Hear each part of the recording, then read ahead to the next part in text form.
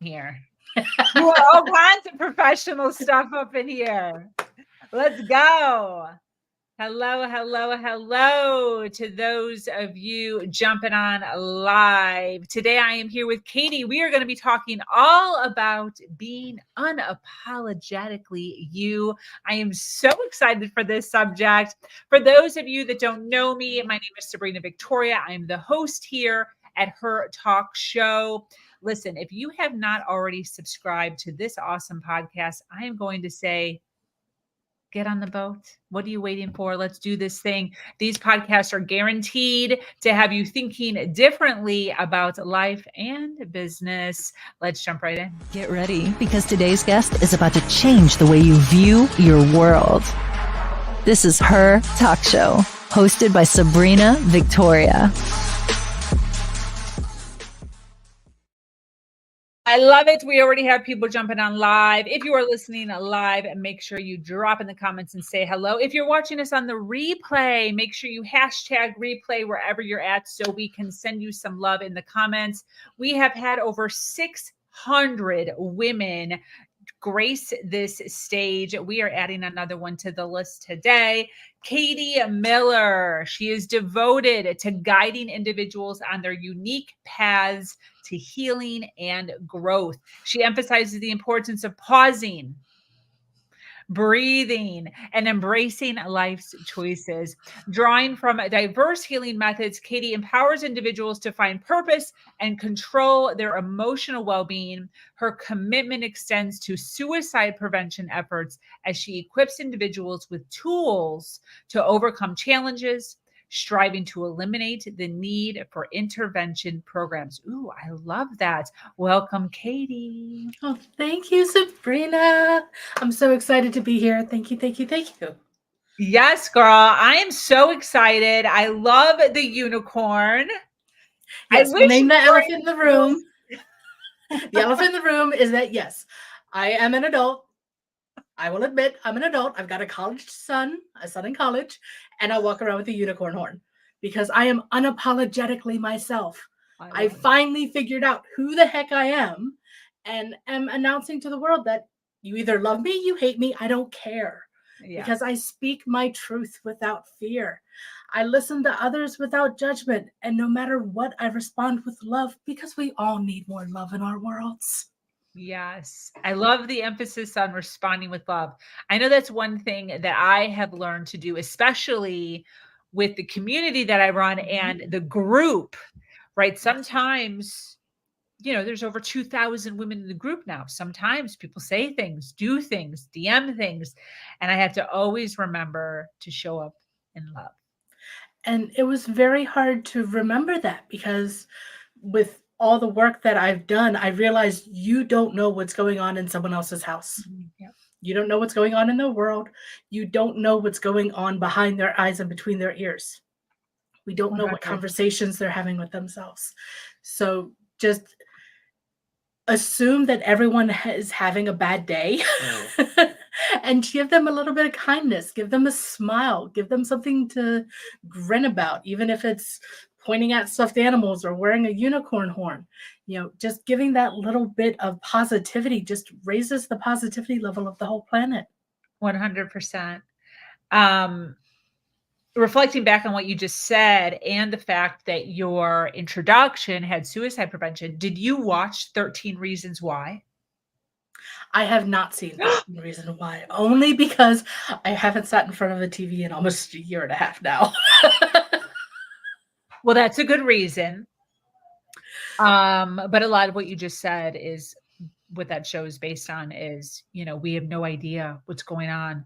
So it's like your one little thing, could teeter somebody in a certain direction because sometimes they have so many things going on, negative stuff going on in their lives. It's like they just start to pile up. Great show. And I will put that on my list. I will actually put time aside and to watch it because one of the things that we found is that opening up about how we're feeling is something that for a lot of us, we were told not to do that when we were growing up. We were told not to air dirty laundry. We don't talk about what's going on at home. Nobody needs to know. Yeah. And it makes it hard to express ourselves if we can't express ourselves fully. Yeah. And the one rule, when I found out I was pregnant, the one rule I gave my husband is that our son's going to be able to talk to us about anything without immediate consequence. He had a 24-hour grace period. He could tell us anything. So then that way it gave me time to process, okay, am I really mad about a car accident, or am I just terrified that my son was in a car accident? Wow. And I could process my emotions and then give a punishment accordingly if a punishment was needed. Unlike when I was a teenager, I lived in terror of my stepfather. Same. So I was like, I don't want that for our son. And my husband's like, okay, whatever. And I'm glad my husband was like, whatever. That's great. It worked out because even my husband now, I mean, our son's 20, he's off at college. And he'll come home and my husband's like, well, why did you do that? And my son's like, seemed like a good idea at the time. You told me it was my decision. I made my decision and this is what I'm going to do. That's awesome. I don't understand it. My husband doesn't understand it, but you know what? He has to figure it out on his own. Yeah. That's awesome. I love that 24-hour. That actually totally makes sense because there's, whether it's a punishment immediate or 24 hours later, it's not like anything happens within 24 hours, except the fact that you get to think about it. Right. You get one, my son got to think about it. Yeah. Which I always found was the worst part of any punishment, was me feeling guilty over doing something wrong as a teenager. Yeah. So he got to think about it. But it made it so, for me as a parent, I could actually look at it and be like, okay, really grounding him from going anywhere, taking away all his electronics and everything else like that isn't going to teach him anything. Yeah. In this moment, because that's not what happens in real life. Yeah. What happens in real life is you acknowledge your mistake, you learn from it, and you move on. And so that's what I found, not only raising my son, I found helped me, because then I could give myself that 24-hour grace period before casting judgment against my own actions. So then that way I could go through the emotional roller coaster and be like, okay, that was the decision I made with the information that I had at that moment in time. Now I know better and I can make a better decision, and I will make that better decision moving forward. So I'm not repeating the same mistakes. Yeah, absolutely. That's great. One of the things I know that you talk about often is speaking your truth without fear. And when I think about that, the first thing that comes to mind is lying. One of the things that I have learned over the past decade or so is many times, not all the time, but many times, lying happens not because they're liars, but because they're fearful of telling the truth. Yes. What has been your experience? Not that you're a liar, but what has been your experience with stepping into truth, right? For yourself and for your family and for your friends, always telling the truth and doing that fearlessly. What has been the story? What has been the pivot? What has been the changes mentally and emotionally for you?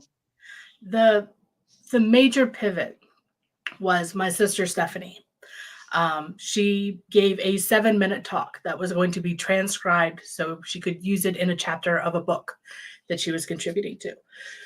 Had no idea what she was going to talk about. She just got up on stage and started talking.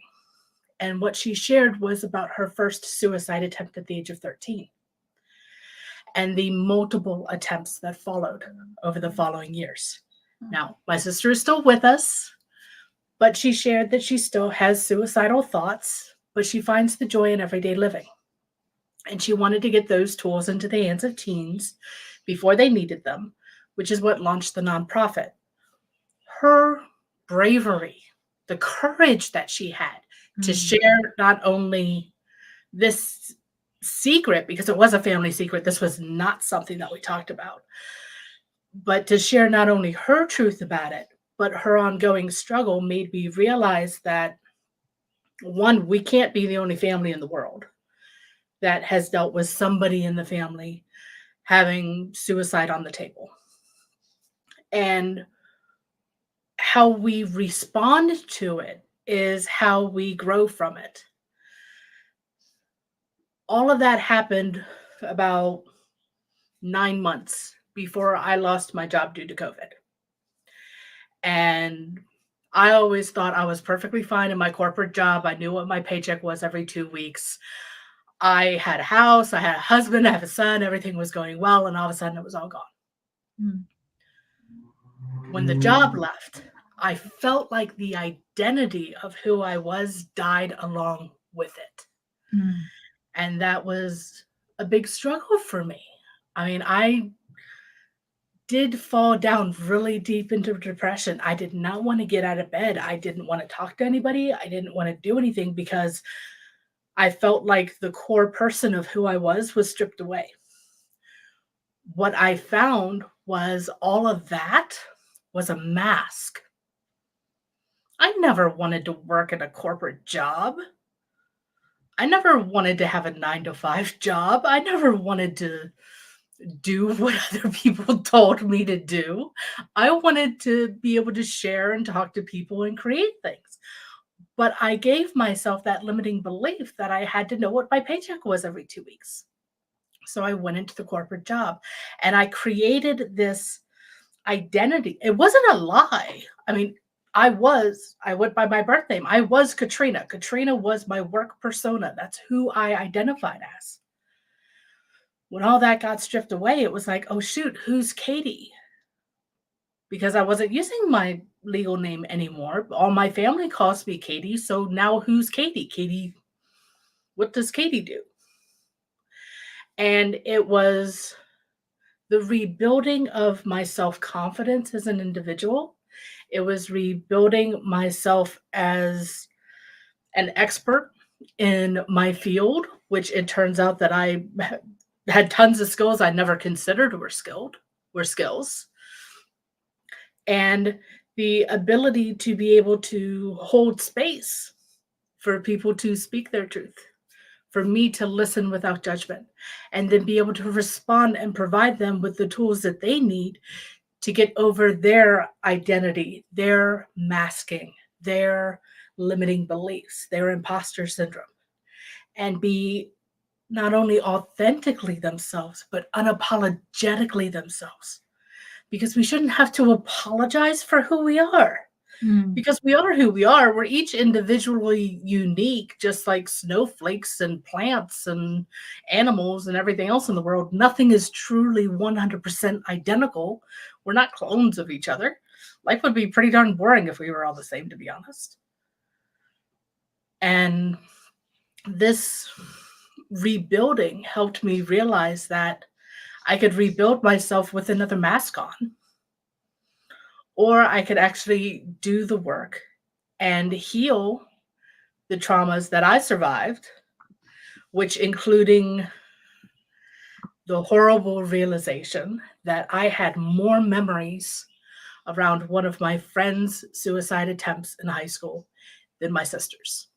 And that tore me up because I thought, oh my God, I'm a horrible sister. I don't remember what happened that day.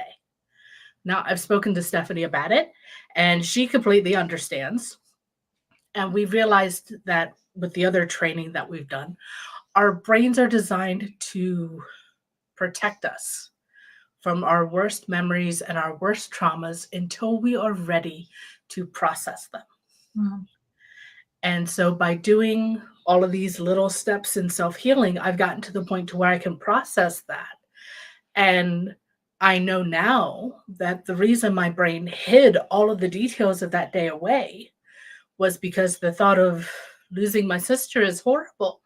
Yeah. And it still chokes me up.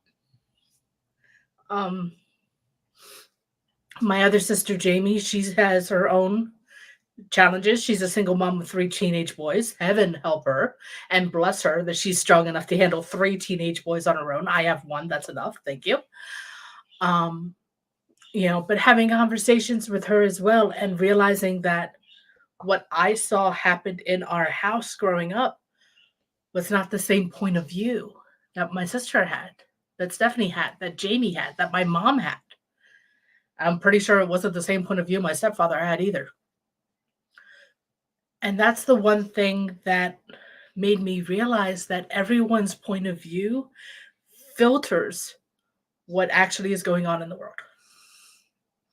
Because we all grew up with different rules, different limiting beliefs. We were raised with different religious beliefs or non-religious beliefs. And that filters out everything that's going on in the world. Because if we didn't have filters on, we would implode with all the information that our brain would not be able to process. And so by taking these deep breaths, by holding space, letting someone speak their truth, and realize that I cannot cast judgment on them because of all the things I don't know. The only thing I can do is hold space for them in this moment right now, and then ask them, what do you need and do you want help with that? Because maybe it is something that I can offer. Maybe they just needed to have someone listen to them without judgment, and then they feel better and can go on with their day. Maybe there's a class. Maybe there is a coaching program. Maybe they just want to volunteer their time to learn how to listen without judgment. So then that way they can be there for their community when there's a suicide in a local school. It really is what you can do to help serve, what we can do as individuals to help serve our communities. That I think is the biggest gift that any of us have. Absolutely. I know you talk a lot about pausing, breathing, and embracing your life's choices. When you're saying pausing and breathing, what does that actually look like in real life? There's a couple different parts of it.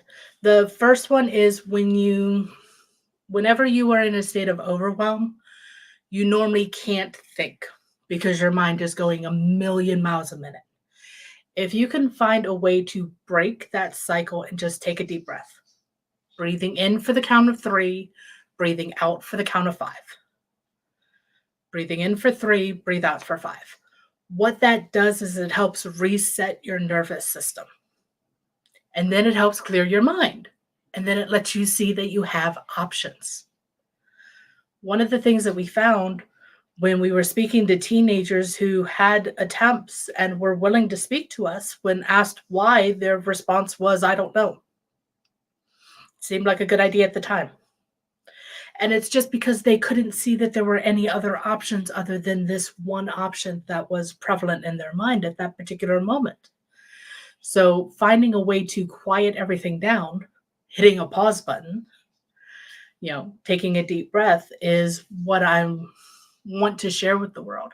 And I do have a free workshop that I'm offering for 3 more months. So for December, January, and February of 2024, where I'm actually teaching people how to create their own personal pause button, where just bringing their index finger and thumb together, making the okay sign, just bloop, pause. Using muscle memory, we can build a pause button that instantly causes our body to relax. Instantly calms the mind, quiets the mind, lets us take a deep breath, and then lets us see that there are options. Yeah, I can totally feel that while you're even explaining it, on taking a deep breath and pausing, and then just kind of allowing everything to settle. It's kind of reminding me of like a snow globe. Like there's like 1,000 little things all over the place. And then when you stop shaking it and you just set it down, everything just slowly settles. And then the image becomes clear. Excuse me. And it's the same thing with our thoughts. And we have hundreds of thousands of, I mean, I don't know the exact numbers. I know it's on Google somewhere, but we have millions of thoughts running through our brain at any second of the day. Yeah. And we can only capture a smidgen of them. And the ones that we hear are the ones that reflect what's going on at that particular second in our life. If we're having a good day, then we hear the happy thoughts. If we have a, oh crap, I just got a medical bill that I wasn't expecting, guess what thoughts I'm hearing? All the negative ones about crap, we have money that we need to spend on medical bills. Yeah. So being able to just quiet everything down, then we can see that, okay, yes, hiccup. I still have a house.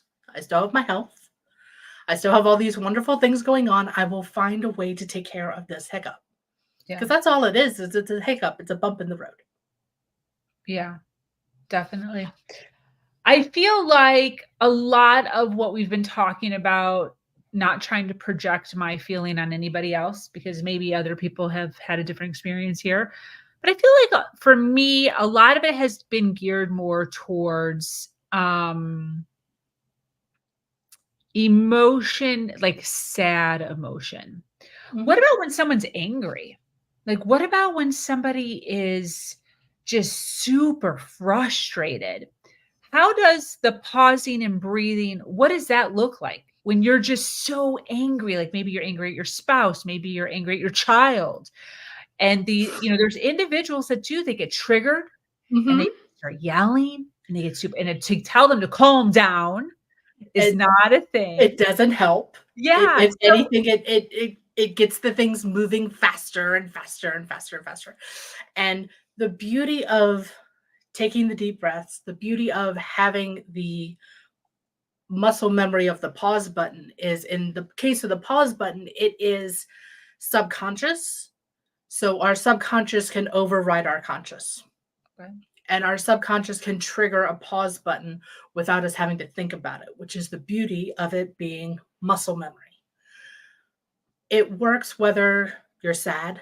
It works whether you are angry. It works whether you're frustrated. It works whether you are so excited you are bubbling at the seams and you are getting ready to burst because tomorrow is Christmas morning and you know you're going to get exactly what you want for Christmas. And nothing's going to make that little kid sit down and shut up. Guess what? A pause button will do it. A deep breath will do it, because it's all about resetting the nervous system. It's all about clearing the mind. It's about bringing everything back to a state of calm, soothing energy. And from there, we can then move forward to do the presentation, to do the podcast, to have that talk on stage, to talk in front of the board members, and have that confidence that we all have inside ourselves without having all of that nervous energy or that happy energy or that angry energy when we have to talk to our kids. That's the beauty of it, is it really is. It's almost like bringing everything back to neutral pH when it comes to water, whether it be, too acidic or too alkaline, bringing everything back to center. That's the beauty of resetting our nervous system, whether it be with the breathing or another technique that someone might know that works better for them, to just bring everything back to calm. As we sort of start to wrap up here, I want to ask, we talked a little bit about finding our real selves and being truthful and, pause buttons, breathing, centering. What is the first step, though? Like when somebody is feeling misaligned, when somebody is in a life and it just is not aligned, and they're starting to feel that, they're like, I am just not happy. This is not who I am supposed to be right now. What is the first step that you would suggest to somebody who is wanting to step into their purpose? The first thing that I recommend to all of my clients to tell themselves is this: I have done nothing wrong. The decisions I have made up to this point in my life are based on the information that I had at that moment in time. That's good. Now that I have more information, I can choose the direction that I want moving forwards. And it really is just taking that moment of accepting. Yeah, there are situations that happen in everyone's lives that are truly outside of our control. But we still have the choice on how we respond to them. I can't change the fact that my sister Stephanie attempted to take her life as a teenager. That was completely 100% out of my control. But I can choose how I'm responding now as an adult versus the limited information that I had as a teenager on how do I deal with this really big, strong emotion that I have no idea how to process. So give yourself a sense of grace. We can only do the best that we can with the information that we have. And now that you have additional information, you can choose to move forward and be empowered by this thing, or to stay where you are. And there's no wrong answer. There truly is no wrong answer, because some people need to have a lesson delivered to them multiple times before they're ready to move forward. We all learn at different paces. We all heal at different paces. That's why there's no wrong way to do anything. Absolutely. Yeah. This has been great.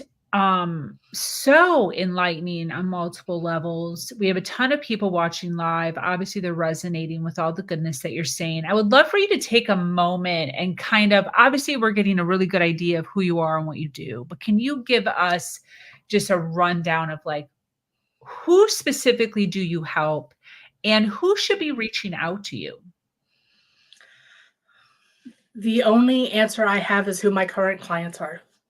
My current clients are entrepreneurs. They are other coaches. They struggle with imposter syndrome. They have struggled with the limiting belief that they are not as good as their mentors. All things that I've struggled with. And one of my biggest struggle with the mentor one was my mentor happens to be my mom. My first mentor was my mom as an entrepreneur, because that's what she did all of her life. I understand that I do have one client who's a CEO executive, and they have their own kinds of imposter syndromes compared to those of entrepreneurs and coaches. But the tools are universal. And I've studied a lot of different modalities because I could not find one that worked. There was not one that worked. I actually had to take a little bit of this and a little bit of this and a little bit of this and a little bit of this and blend them together to find one that truly worked for me.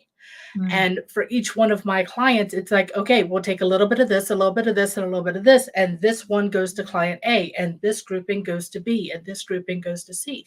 And it really is customized to the individual. There are things I can do as groups, like how to create a personal pause button, or how to flip a limiting belief into an empowering decision, which is another workshop that I do.